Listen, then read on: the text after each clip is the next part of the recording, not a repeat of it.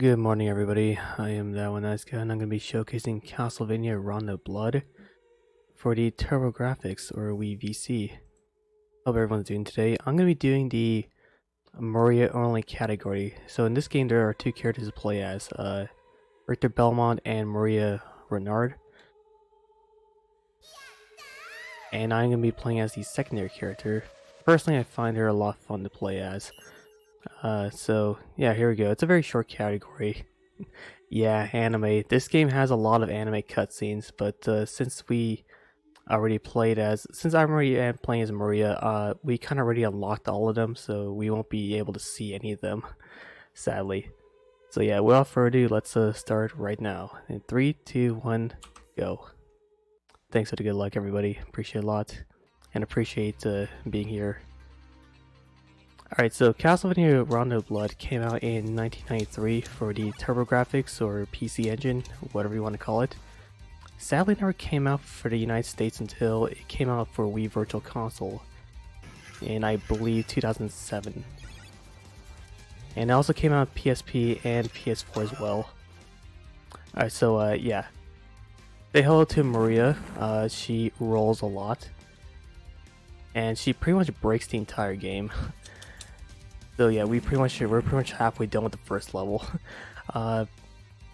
So what's special about this game is that this game has multiple routes. So I'm actually taking an alternative route in order to beat the stage a lot quicker. This is the secret area to go to the next stage. Yeah, we're about to fight the first boss, which is a Hydra.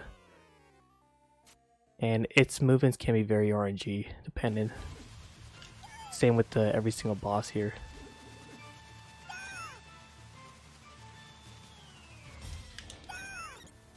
And that's a good fight. So, bosses in this game are very RNG, like this guy over here. Wherever he spawns at, it's always different. And also, this thing you see here is called the Guardian Knuckle. It's basically a phantom spirit that Maria can unleash. Good thing about it is that it doesn't waste any hearts. Bad thing about it is the input. So in case you're curious what it is, if you're familiar with Street Fighter, it's basically up, down, right attack. It's basically like a Hadouken basically. Alright, so welcome to stage 2. Not much to see here. It's just a little bridge here. Also, enemies over here are also very random, such as these skeletons here. Alright, so I'm going to try my best to do a very special move here.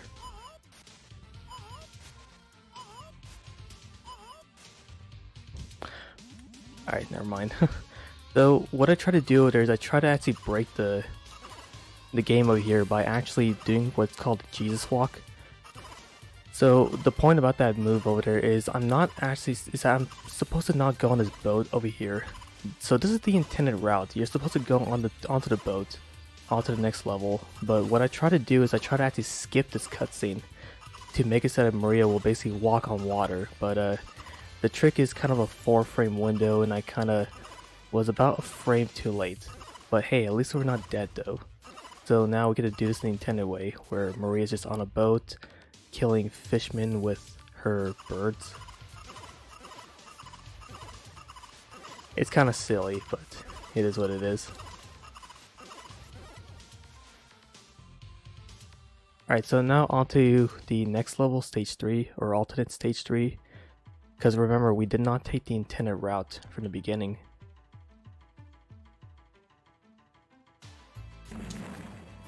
So up next is the miniature boss of stage 3, which is a giant skull with 3 eyes. And we're going to try our best to kill it as easily as we can. And it's dead. So what I did over there is what's called an item crash, where if you have enough hearts, depending on what item you have, right now I have the turtle sub-weapon, you can actually kill it super quickly. Yeah, her rolls are very silly. She can also do a a water slide as well, but rolling is a lot quicker. So that's kind of why I choose to do that instead. Yeah, see, just like that. She can slide, but her rolls are a lot quicker.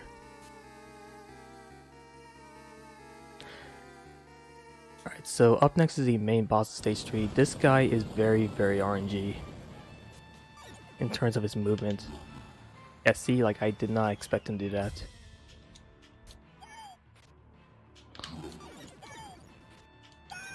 This guy kills pretty much all of our runs a lot. So I'm just gonna play a little bit safe here. Yeah. Usually you would use your GKs, but sometimes he would spawn to the sometimes he would spawn all the way to up or down, which can be a bit annoying.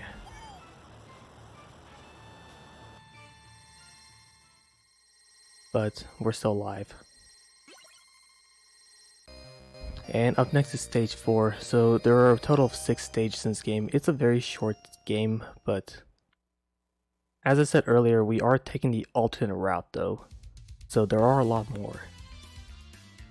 But this is the quickest route. So welcome to stage 4, which has probably the catchiest music in the entire game, in my opinion. First part of here isn't really that bad, just keep rolling, jumping, and attacking these frogs. This part over here is going to be the bridge, which can be a bit tricky because the skeletons that appear here are very RNG. The frogs, however, are not.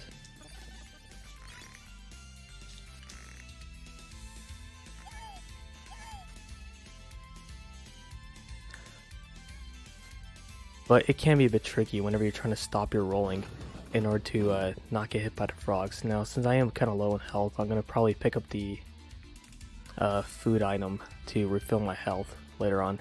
So this part here is kind of a nightmare if you're playing as Richter Belmont, but as Maria it's kind of a joke. Just keep rolling your way through this forest area.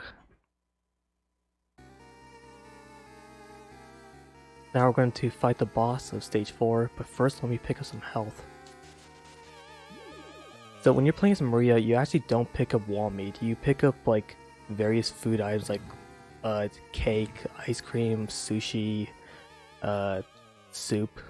But when you're playing as Richter, you pick up nothing but wall meat, just like any other CV game.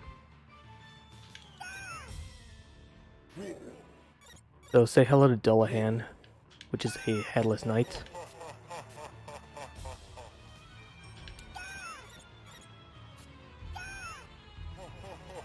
Yeah, his movements again is also RNG, since he likes to back up a bit. Right now he's dead. And enjoy some singing from Maria. I only did that just to waste my hearts in order to transition to the next screen a little bit quicker. Probably Shuzox. The Guardian Knuckle is very, very, very broken, but it's also very fun to use.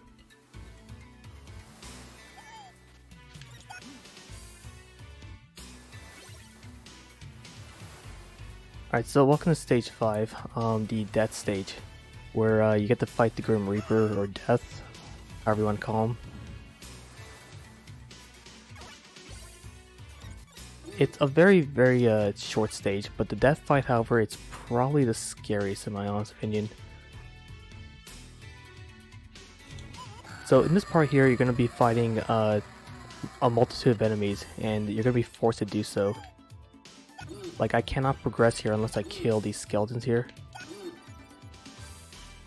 Same with this painting over here, I cannot progress unless I kill it.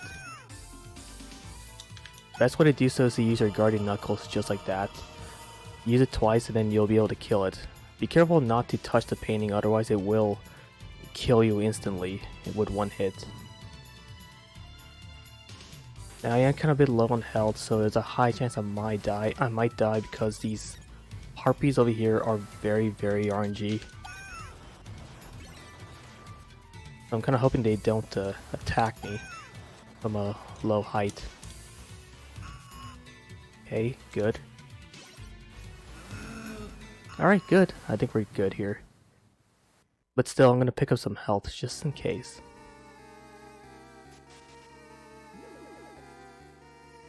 Alright, so now we're about to fight the boss of stage 5.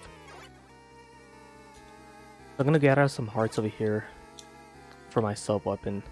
And the Hell to Death can't be a Castlevania game without him.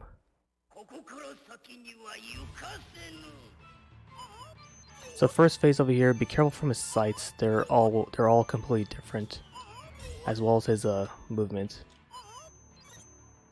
Okay, good.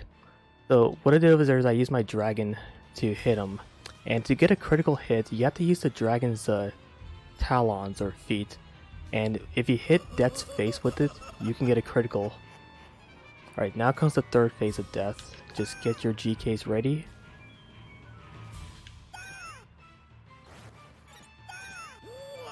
Alright, that was a good death fight. It seems easy, but like once you kind of fall into the pressure, it can be a little bit tough. Because if Death hits you, you kind of get knocked off the boat, and you have to start all over. And now we're on to the next stage, which is the boss rush stage. Can't be a Castlevania game without one.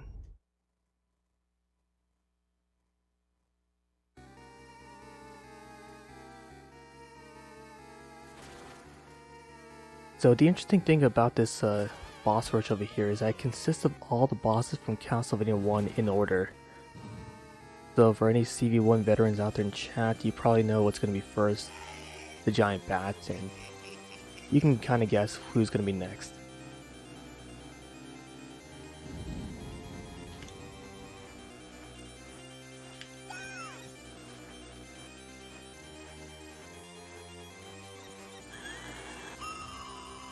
Alright, so the giant bat is now down. Now we're going to go to the next boss, which is the Medusa.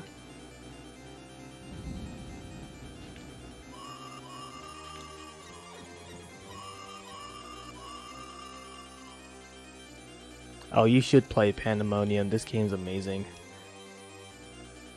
Just don't play it with the English voice acting, because it's that bad.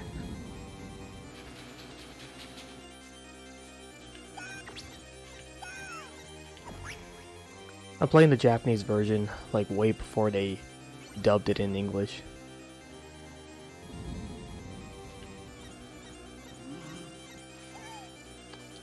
Back off, Frankie. Alright, so I killed the mummy over there, and then I killed Frankenstein's monster. And up next is going to be not Death, because we just killed him earlier. We're going to be fighting this guy named Shaft, which is the guy that resurrected Dracula the entire time. Well, it depends on the anime, Marcos. Not all, I don't know, not all English shows are that great, in my opinion.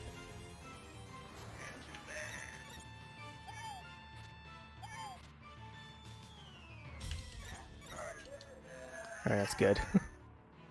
Alright, so there we go. Shaft is now down. And, we can now move on. Yeah, I know. I'm just same here. I haven't really watched much anime lately, honestly. Alright, now on to the second to last stage before we fight Dracula. Alright, so this bridge over here that I'm on, sometimes these giant bats will appear, and sometimes they don't appear. Preferably you want them to not appear, so you can just keep rolling and rolling and rolling. So only one appeared, which is better than having 3 appear. Alright, so welcome to the Clock Tower stage, which it cannot be a Castlevania game without a Clock Tower stage. However, when you're playing as Maria, this level really isn't that bad. As Richter, it can be a bit of a nightmare.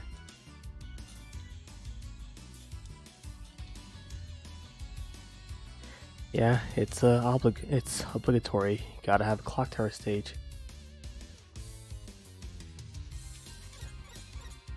Alright, good. There you go. So what I did over there is I basically used my birds and utilized my enemy's iframes to my advantage to roll right past them. The second guard on the other hand, I purposely got hit in order to do a bit of a super roll. Alright, so now we're about to fight the boss of the stage, which is the same guy we just killed earlier, Shaft. He becomes a ghost, and the game does not explain why.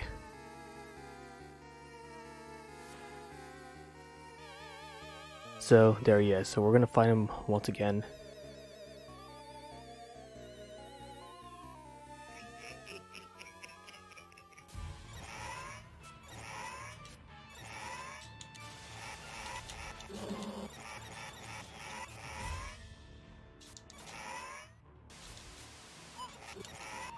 Alright, that was a good Shaft fight.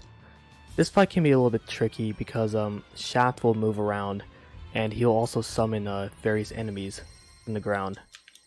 And also Maria is very weak in this game. So basically you run 3 to 4 hits and you're dead. That's the downside to running this category.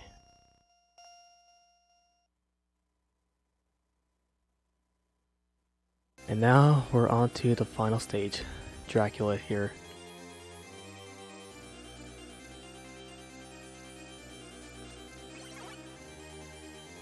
So yeah, if you played Symphony of the Night, this place should look a little familiar.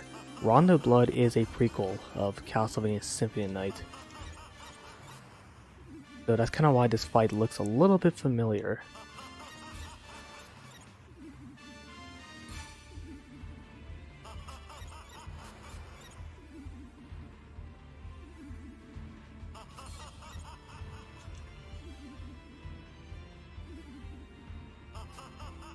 Alright, on to the second phase, the Cookie Monster phase.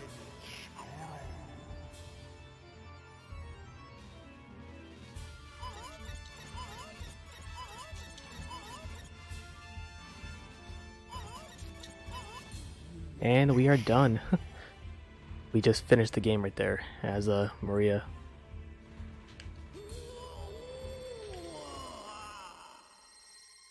And time.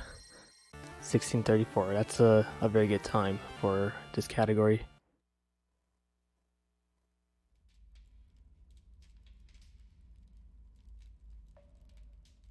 And that is it for Castlevania Rondo Blood. Enjoy some anime cutscenes where Maria will lecture Dracula here.